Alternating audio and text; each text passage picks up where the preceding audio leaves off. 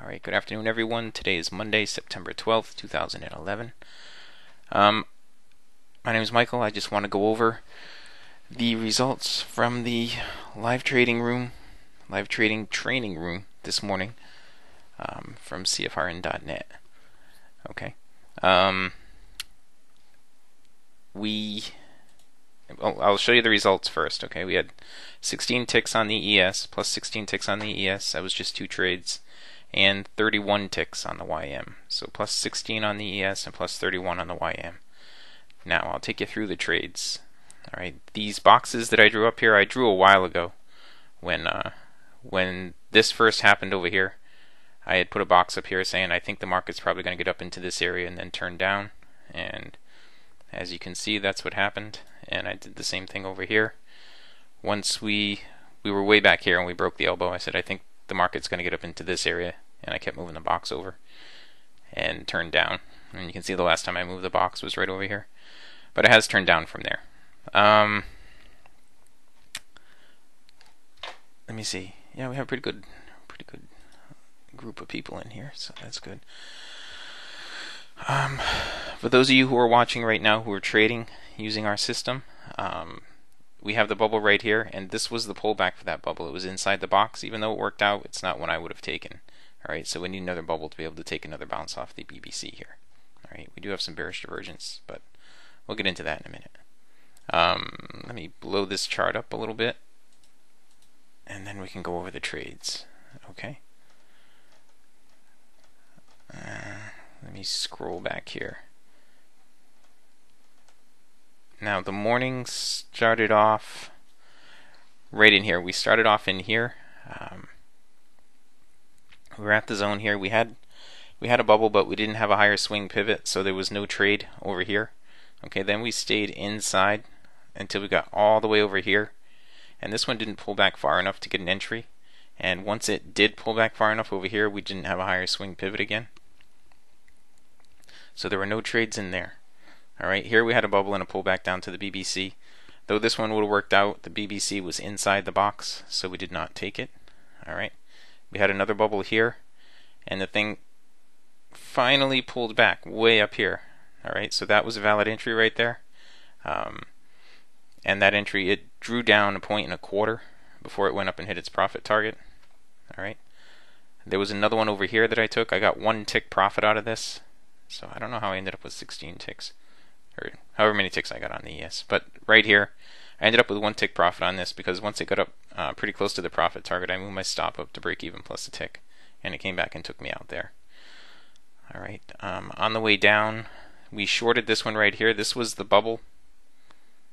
Where was the bubble? This was the bubble right here. This bubble was for this pullback here, but we didn't get that one.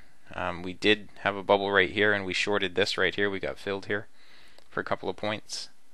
And we got filled again over here for a couple more points. This was the bubble, this was the pullback. Alright. Then we got inside the zone here. We didn't have a bubble for this pullback right here. We had a bubble for this one, but we weren't going to trade it down into the area right down below us. Right here I missed this one.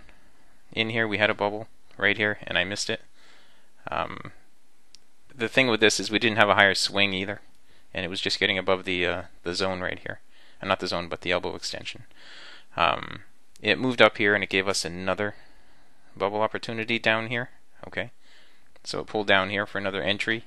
This was right at the end of the morning session, so I didn't take this trade, but anybody who did take it, I know there were a couple guys in the room who did take this trade, and they did get paid while I was still in the room. They got their 2 points out of it. And right now you can see over here it's pulled back up to the BBC again, but we need a bubble to take that trade. Alright, so that was it for the morning. That was it on the ES. Now we didn't have any news events at all today. Okay, I think the movement that we're getting is from the European issues that are going on with Greece and everything else that's going on over there. There was a G7 meeting over the weekend. So we had all that stuff happening.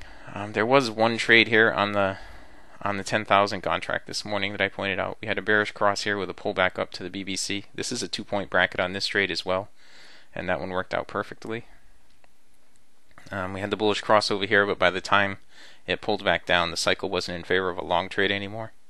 All right, now we're getting a bearish cross again, and the cycle is in favor of a short trade here. All right, on the 10,000 contract chart. Now let me jump over here to the YM, and I'll shrink it up a little bit, and I'll go over the trades.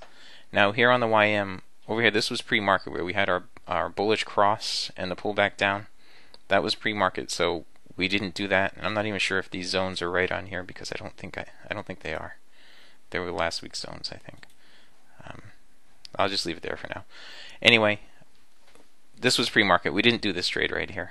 All right, then we were looking for a higher swing, and we finally got the higher swing over here. There was a trade right in here at about 10 of, where we had some divergence, bullish divergence down here. A couple different ways you could have taken that trade. First, you could have just taken the bounce off the BBC. You could have waited for the up close, which would have been right here. You could have waited for a close above the MA1 with a divergence, which would have been right here. Any one of those would have worked. Okay.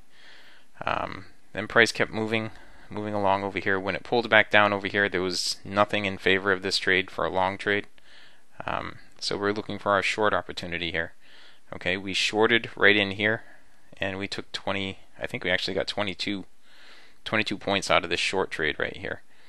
All right, then we had some divergence developing here and the pullback up here to the BBC. We didn't actually short the BBC right here. We shorted on the down close. I'll move this back a little bit.